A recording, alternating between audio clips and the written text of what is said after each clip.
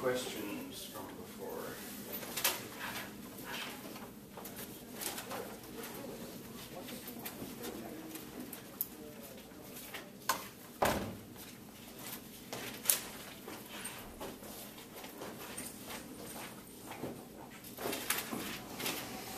Alright, so we finished yesterday talking about this notion of the complement of a set. So here's the universal set, here's some set A, all of this stuff out here. That's A bar. But I mentioned that's only useful if you know what the universe is. If you just have a set and you don't know what the totality of all possible elements are, it doesn't make sense to talk about its complement. So a more useful, perhaps, example of complements is subtraction. So we can talk about A minus B, or more often I see it as A backslash B. And this is the complement of B in A. So it's just like the complement, but we're specifying what our universe is. So what does this look like? U minus A. Sorry? That would be U minus A then, right? So yeah, U minus A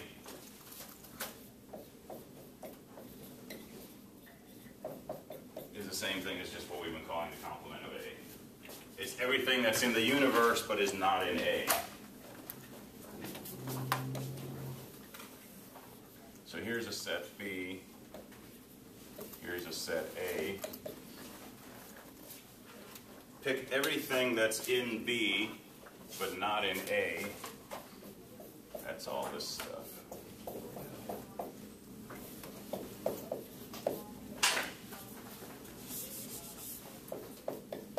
I don't know if it's forward slash or backslash. It's backslash.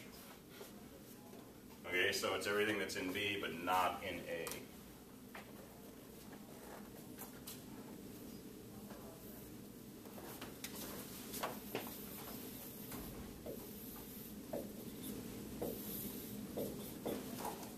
So what's B take away A here? Complement of A and B.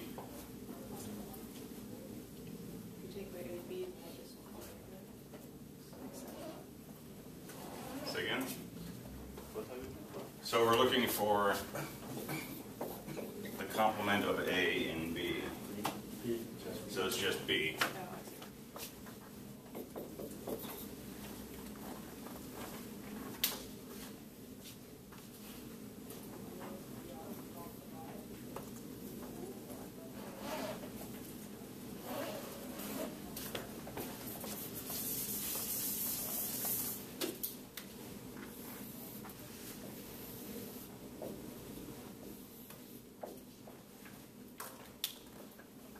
What about here?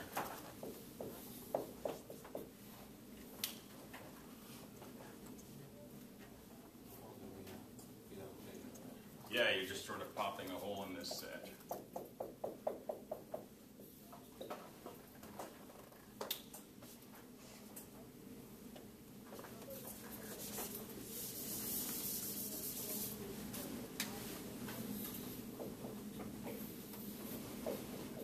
What about this?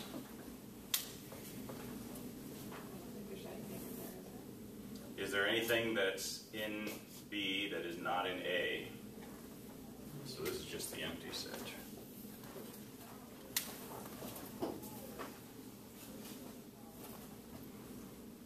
So it doesn't always act intuitively the way we think of a complement as acting on the universe. But we can define this more formally.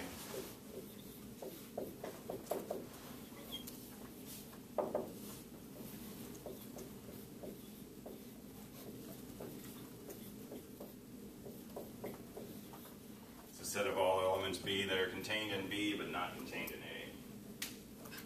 So the set of all B such that B is a member of B and B is not a member of A.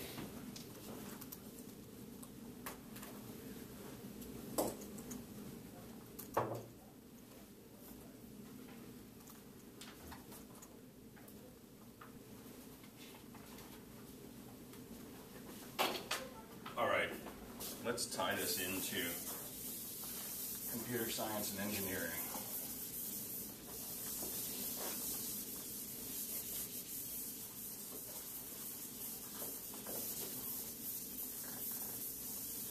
So we can start developing a set of set identities. So we're going to do mathematics on sets. And throughout all of this, I'm going to use U to mean the universal set. It's a set that contains every object under consideration.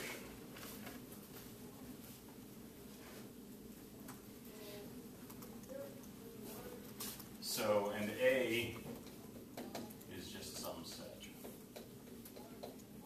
And B is just some set. With no particular characteristics to them.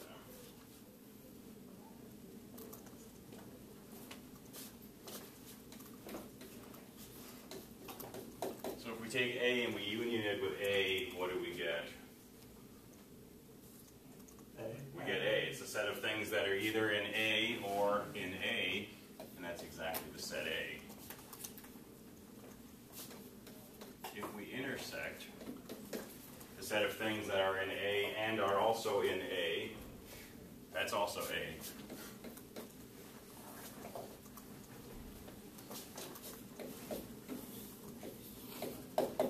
How about A union the empty set? That's also A. Things that are in A or that are in the empty set, which has nothing, that's exactly A.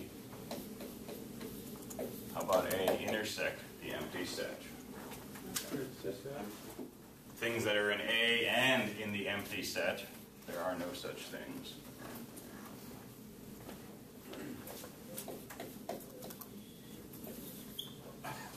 A union the universal set. Universal. Things that are in A and or things that are in the universe, that's just the universal set. And A intersect the universe, Everything in A. that's everything in A. It's got to be in A and it's got to be in the universe, that's exactly A. And you can draw Venn diagrams to give a visual version of this if you like. Tell me when this starts to look familiar. Looks like a lot of Boolean. It looks a lot like Boolean Algebra from 250 or maybe 120. Where A or A is equal to A ORed with 0 is A ANDed with 0 is 0, A ORed with 1 is 1, A ANDed with 1 is A, and so on.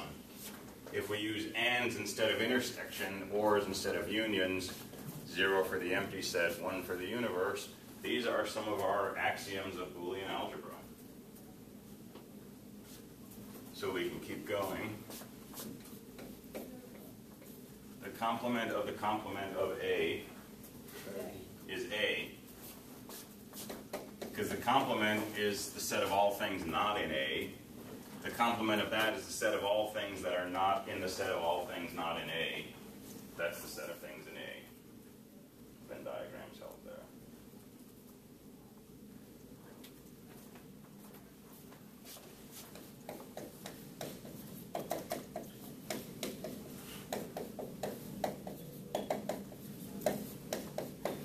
These are true, and if you work the definition, they're true because this is true of and or.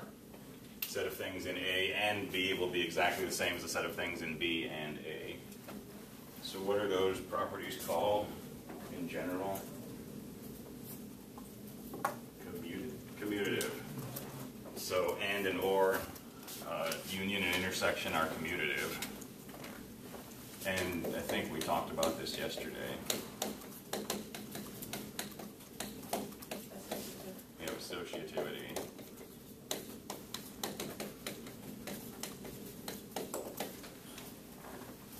So we can move parentheses around.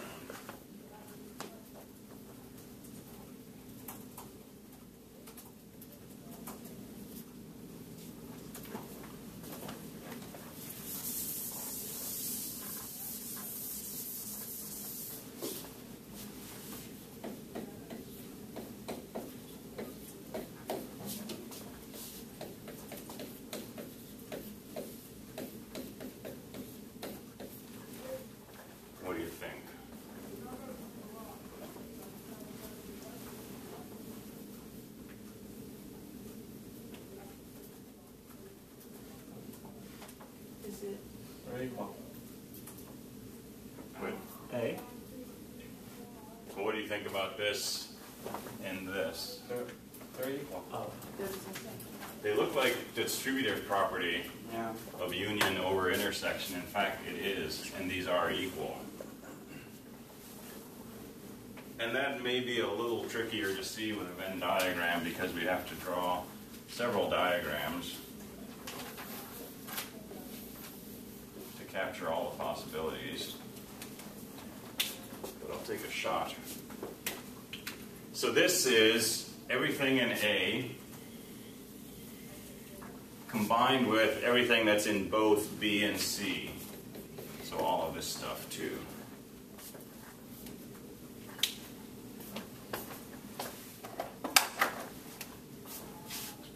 And this right side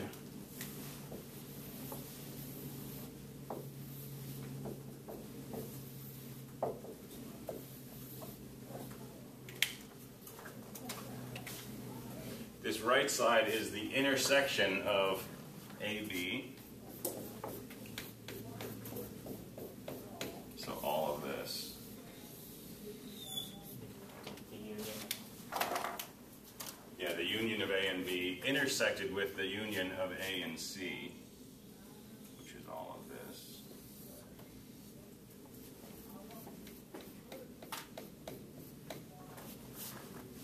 That's not very intuitive.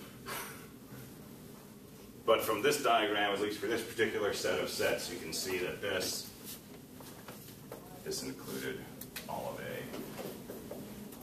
That's the same thing as this, plus this little ellipse in the middle here. But it's not very satisfying. We'd like to have some more rigorous way of proving that this is true. And we can do this using the idea of membership tables.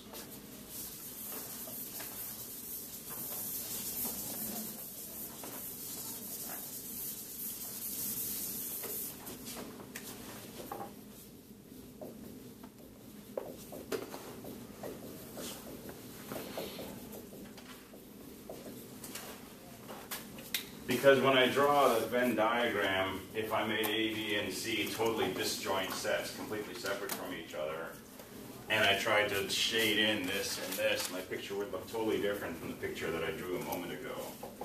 And there's lots of different possibilities for how these sets might be situated.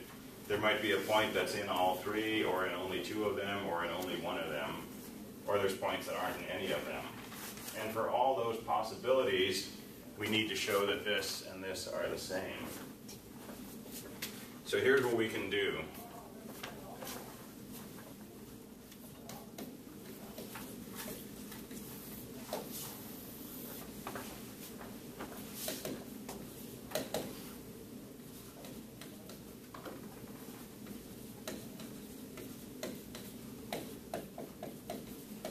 I'm going to use zeros and ones to indicate whether a given element is a member of a set or not. So if I pick any element in our universe, it's either a member of A or it's not a member of A. Those are the only two possibilities. It's also either a member of B or not a member of B, and it's a member of C or not a member of C. Agreed? So if it's a member of C, I'm going to write a 1. If it's not a member of C, I'm going to write a 0. And for each of those, there's two possibilities. It's either not a member of B, or it is a member of B. So there's 4 possibilities with regards to any element's membership in B and C. And for each of these 4 possibilities, it may not be a member of A, or it may be a member of A.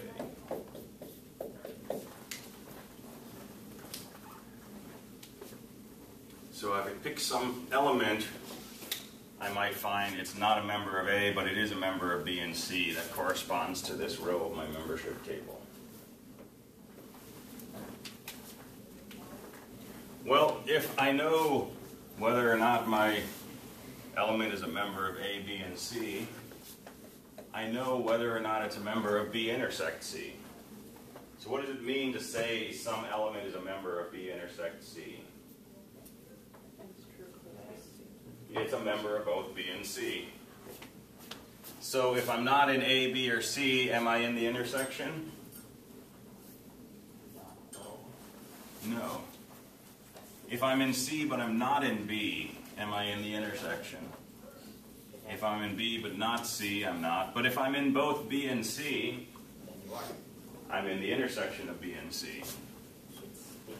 And whether I'm in A or not doesn't change that. So we can do the same analysis here. And that's what B intersect C looks like. So I'm interpreting membership in my sets using these ones and zeros.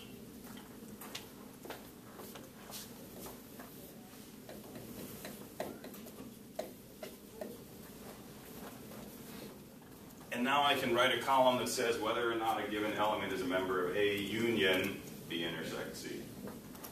So if I'm not a member of A, and I'm not a member of B intersect C, I can't be in the union. Same thing here and here. But here, I'm not a member of A, but I am a member of B intersect C. So I am in the union of A with B intersect C. And in these four cases, my chosen element is a member of A, so it's guaranteed to be a member of the union of A with anything.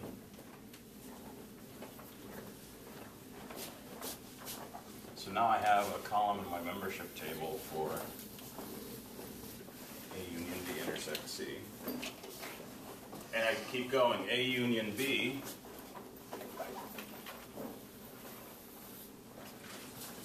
I will only be in that union if I'm in A or I'm in B or both. So this will be 0, 0. Here I'm in B, and in all of these I'm in A.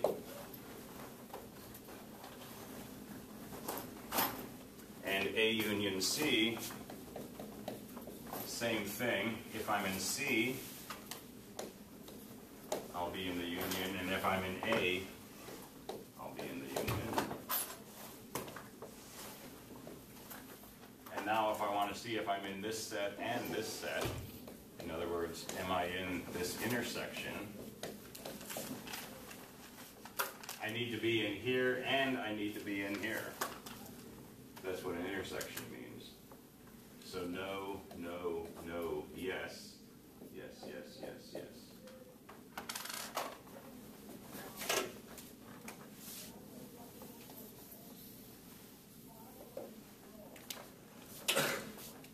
Conclusion, if I pick any element and it's not a member of A, B, or C, it will not be a member of this set and it will not be a member of this set. If it's not in A nor B, but it is in C, it will not be a member of this set, nor a member of this set. And whichever case I find with regards to this element's membership in A, B, and C, it's a member of this set exactly when it's a member of this set, and vice versa. Because every 0 here is a 0 here, every 0 here is a 0 here, and the same for the ones. And that's the definition of set equality. I think you have an error in your heading for the last column. You have A intersect C instead of A. That's a union. Thank you. Thanks. Your camera's pointing up. Oh, boo. Did that just happen? I don't know. We'll see if anybody actually watches these.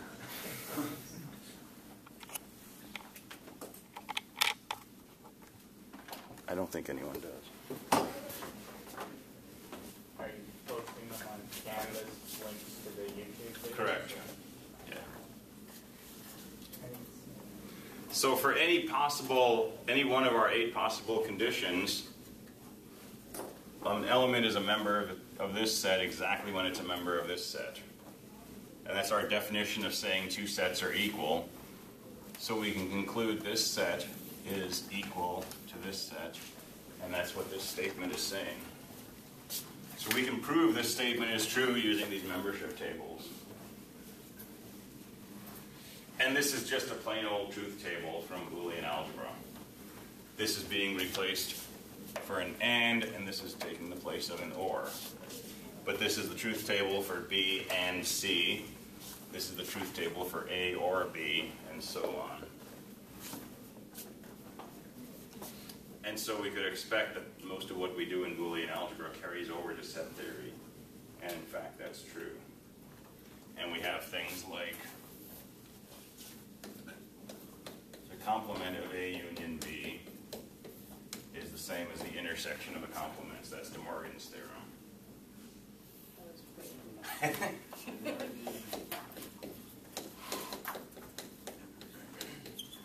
And the same with the flip tense.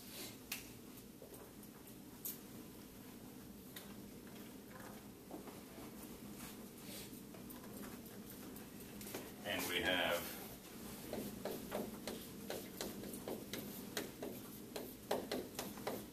absorption in two forms.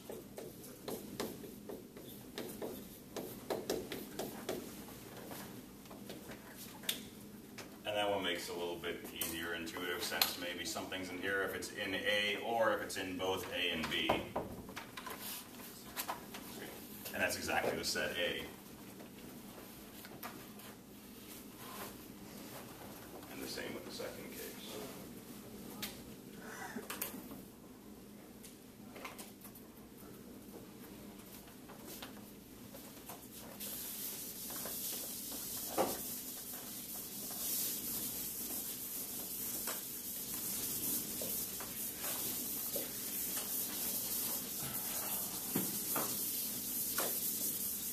And our last two identities for today. What's A union with the complement of A? All used. That's the universe. Everything that's either in A or in the set of things not in A. That's the universal set. And the set of things that are in A and also are not in A, that's the empty set. So that's A or A bar equals 1, A and A bar equals 0.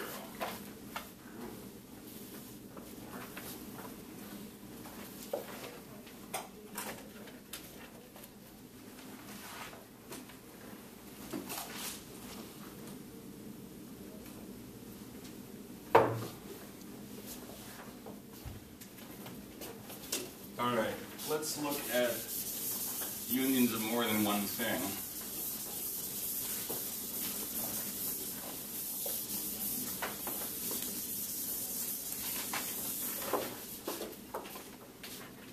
And sometimes we may be interested in the union of a number of things. Say the set's A1, A2, A3 up to AN. And we can abbreviate this as the union from I equals 1 to n of A sub I. Kind of like a summation symbol, if you remember those. We're going to talk about those later. So this means take A1, 2, 3, 4, 5, all the way up to AN, and just union them all together. And we can do the same thing with an intersection.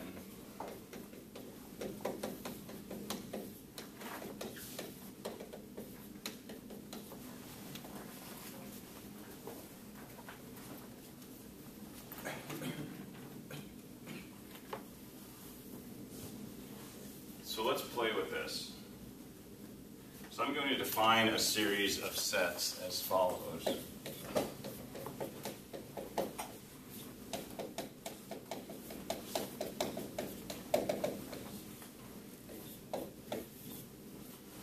I'm going to define A sub I to be the set of integers bigger than or equal to I.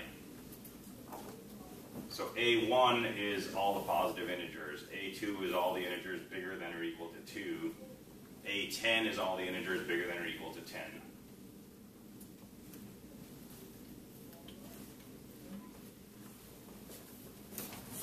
So if I take the union from I equals 1 to n of A sub I, what am I going to get?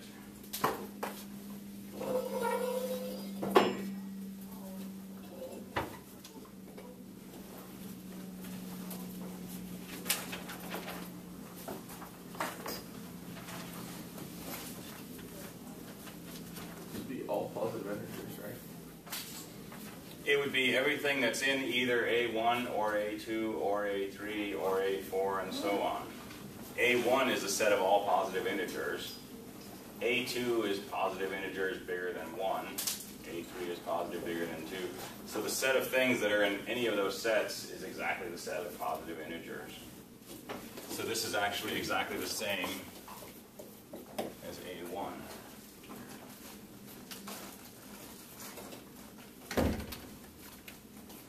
What about the intersection of these sets?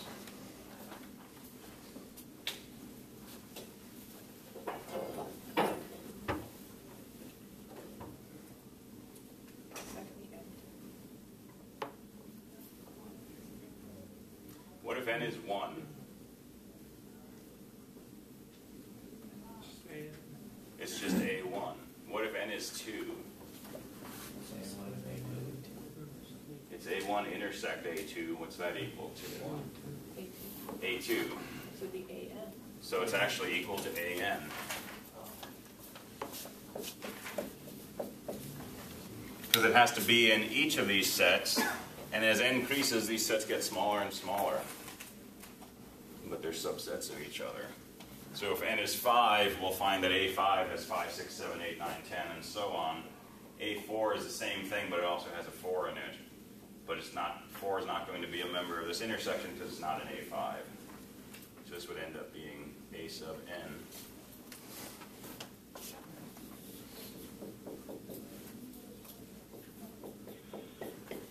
What about the union from 1 to infinity? It's the same as, it should just be the same as the one right above it. Mm-hmm. That's still going to be equal to A1. And we haven't actually done anything to prove that we can talk about infinite unions or intersections, but we can. But that actually takes some work.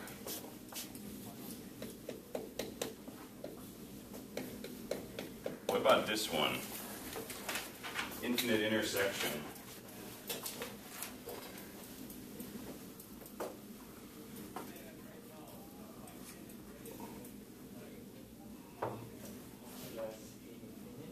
I mean, not infinity, sorry.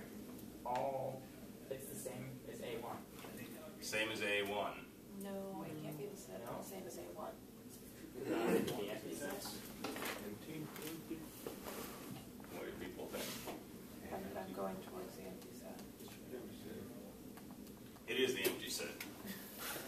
Okay. How do we know this? Again, intuitively, we can see this, perhaps. And so we go from there and we say, okay, I believe the answer is the empty set. How can I show that? Well, if n is equal to 1, then we have all real numbers. But if it's 2, then we have all real numbers except 1. And as we approach infinity, the size of the set goes to 0.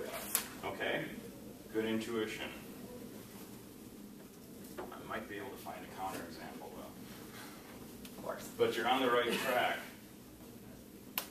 Can we go with limits? We're basically talking limits, Yeah. Well, right? We're doing a version of calculus here with sets. I mean, that's what the I equals 1 and the n above is called. Those are called limits. If you replace that with like sigma notation, Right, for those are example, the limits of yeah. summation or, yeah. So ask yourself this. Suppose this is not true. Suppose this is not the empty set.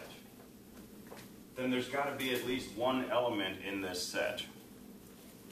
Let's call that element k. It's going to be an integer, right? Because these are all sets of integers. Which means this number k has to be in every single a sub I.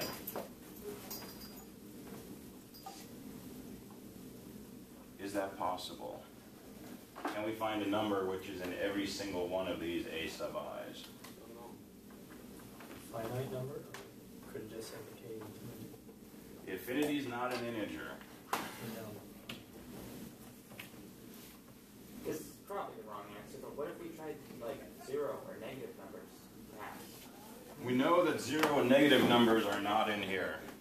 because they're not in that, because I said that AI starts from I, and we're only starting with A1. I was thinking if we change from Boolean and then. But think about the other end of the spectrum. All we have to do is show that for any k, there's at least one AI that doesn't contain k. I'm not sure if this is exactly correct, but if we get integral of 1 to infinity of whatever we are going to write AI, and we cut it to integral of 1 to infinity and infinity to infinity, then we're going to have infinity to infinity, which is going to be 0. Maybe. That's an interesting approach, though. But we can get to this by doing something like breaking our integral into two pieces. Yeah, with subsets. Suppose I claim that this is not empty. Suppose I say that the number 100 is in this intersection. Prove to me that it's not. Go right to 101. Yeah, just look at A101. And the number 100 is not in there because A101 starts from 101 and goes up.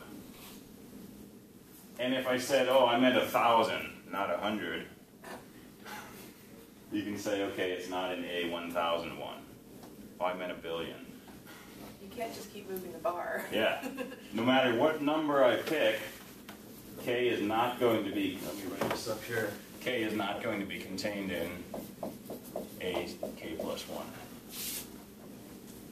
Therefore, k is not contained in the intersection of a sub I. Because it would have to be in all of these sets, including a k plus 1. So this does turn out to be the empty set.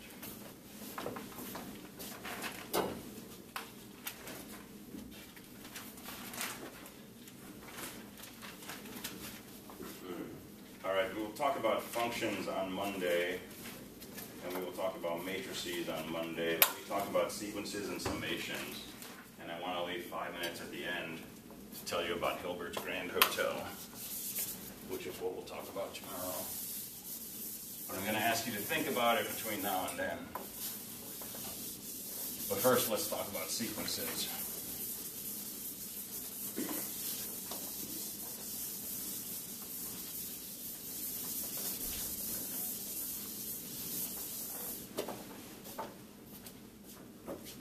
So, common definition of a sequence, we mean something like this. That's a sequence. It's an ordered collection of things. This is another sequence. This is an infinite sequence. Okay, it goes on forever. These are powers of 2. This is a sequence with 5 terms in it, 1, 2, 3, 4, 5. So those are examples of sequences. We can think of a sequence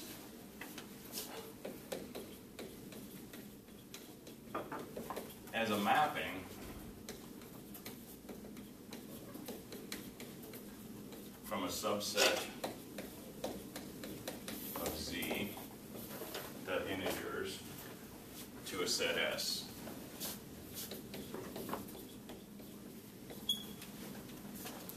In this case, we have a mapping which takes the number 1 to 1, 2 to 2, 3 to 3, 4 to 4, and 5 to 5. And that's all the mapping does. That's analogous to this sequence. In this case, we have a function which takes, say, the number 1 to 1, 2 to 2, 3 to 4, 4 to 8, 5 to 16, 6 to 32, and so on. Or maybe it takes 0, 1, 2, 3, 4, 5 to those numbers. It's a mapping from some subset of integers into some set, yes.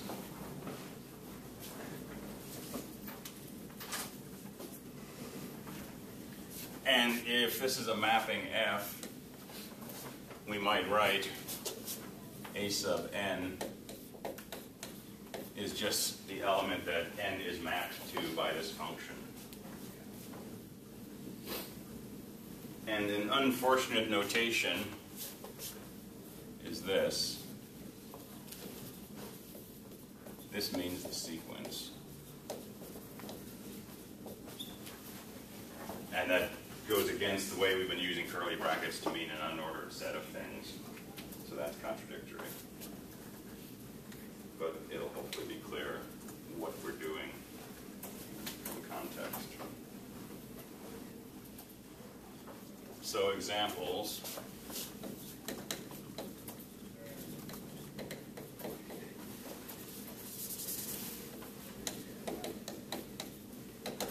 AN could just be 1 over n. That's a function. It takes an integer n and it maps it to a real number, provided n is not 0. So if we do this, where n is bigger than 0, that gives us a sequence 1, 1/2, 1/3, 1/4, and so on.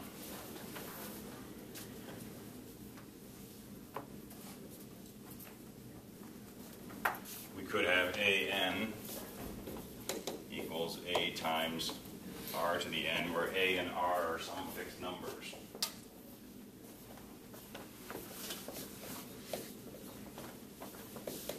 So if A is equal to 10 and R is equal to 3, then this is a sequence 10 times 3 is 30, 10 times 3 squared is 90, 10 times 3 cubed is 270, and so on. And we can define all kinds of sequences arbitrarily if we like. They don't necessarily come from a formula, but they could.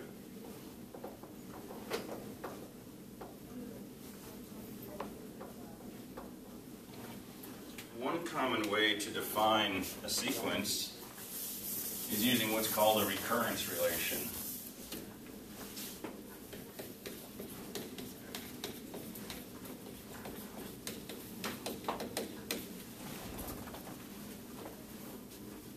So a recurrence relation for a sequence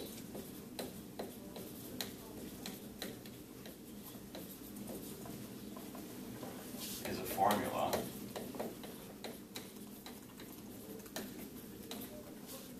for A sub n in terms of A sub k or AKs with k less than n. Plain English, it's a way to describe the nth term in terms of the terms that come before the nth term.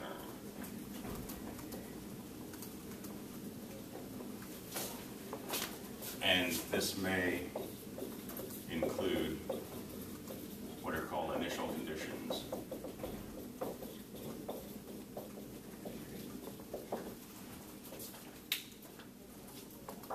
So for example,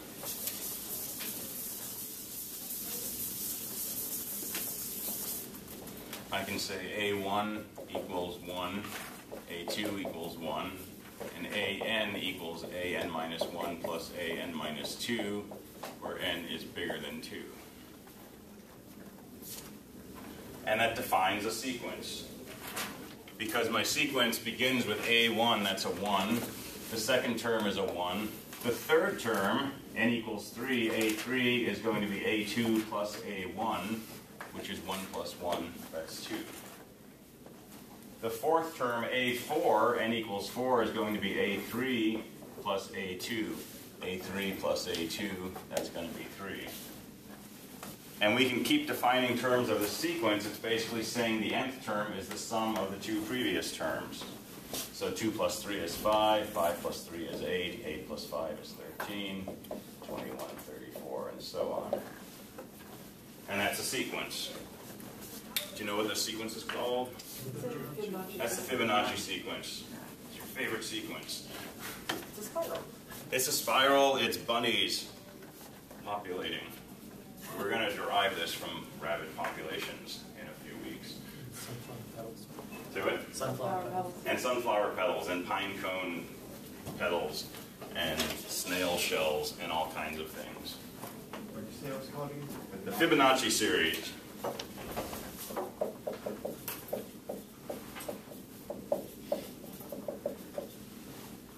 Fibonacci was studying rabbit populations and came up with this series. And it permeates so many things in nature. It's crazy. And there's a formula you can use to find the nth Fibonacci number. And it's a weird formula that includes a square root of 5, I believe. But when you plug in a number, you get an integer out, and it's the nth Fibonacci number. And we may have time later in the course to derive that formula. It's a fun thing. And we can define recurrence relations for all kinds of things. For example, A1 equals 1, AN equals n times AN minus 1. What do you think this sequence looks like?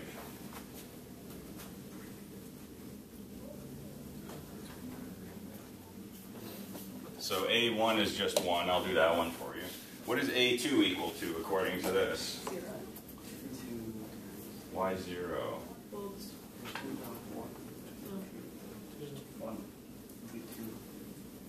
1, 2, or 0? A2 is 2 times A1.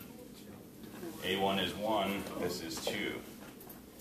A3 is n equals 3. 3 times A2. 3 times 2 is 6. A4, 4 times 6, 24. Do one more. A5, 5 times 24, 120. So what is this sequence also called? These are factorials.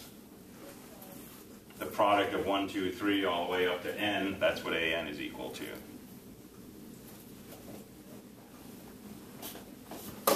This and this concept of recurrence relations will haunt you for the next 25 weeks. Hopefully in a good way. This is going to be fundamental to what we do in data structures. We're going to talk about something called recursive programming. And if you start from here and you follow what we do in a few weeks when we talk about mathematical induction, recursive programming is going to feel like the most natural thing in the world. And that's going to put you like way above most other people at this level of computer science, because most people hate recursion and they fight it. But if you start from here, if you keep this in mind, and we build on this, by the time we get to recursion in 222, it's going to be your friend. And that's really powerful. So we're moving towards that. All right, I have 5 minutes left. Let me give you a teaser for tomorrow. And I would like you to think about this, and I'd like you to talk about this with your friends if you like. But I'm going to ask you not to look up the answer to this, because that takes all the fun away from it. And we'll talk about it towards the end of tomorrow's class. But ponder this if you like. This is the story of Hilbert's Grand Hotel.